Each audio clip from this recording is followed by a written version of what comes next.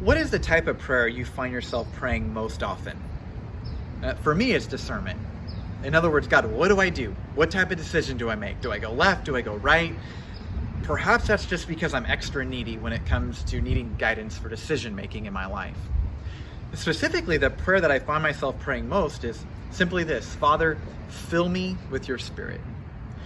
This is actually a command that Paul gives in Ephesians 5:18. Now, we talked about Tuesday how the Holy Spirit permanently indwells us. He seals us. And yet here we see there's also a sense where we have to constantly be filled.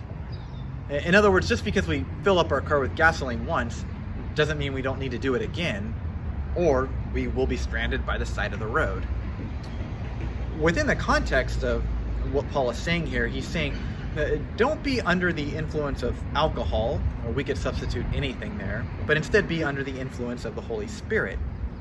And we are filled with the Spirit, he says, by things like singing, expressing gratitude, or any number of things. A professional athlete during the off-season has one of two choices.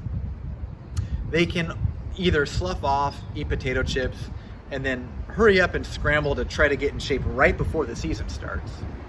Or they can maintain the same types of practices that enable them to be in tip-top shape during the season. If they do this, they will often have a trainer that will pace them. In Galatians 5, Paul says to walk in step with the Spirit, to walk in the Spirit. And that word walk literally means to keep pace with, to keep cadence with. Now, athletes have the luxury of knowing when the season starts. As Christians, we do not have the same luxury of knowing when a crucial decision is going to come our way that we're going to have to make and need discernment for. And therefore, it's so important that we get ready by staying ready, by being filled with the Spirit. Perhaps we overcomplicate discerning God's will in our lives. There's a passage in the book of Acts where, as Paul and Barnabas are worshiping and fasting, it says the Holy Spirit made clear what their calling was.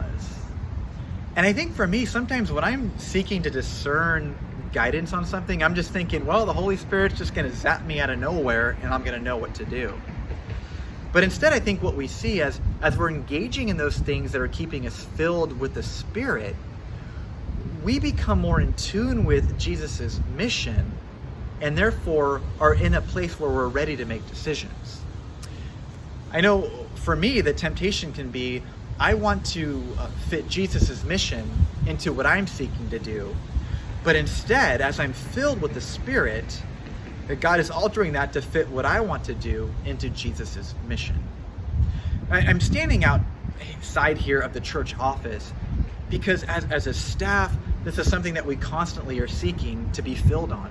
Discernment to making decisions in order to best serve you and in order to best facilitate growth in our lives. And so my encouragement is this: let's stay ready by being filled with the Spirit, so when the crucial decisions hit in our lives, we are already there. We are ready.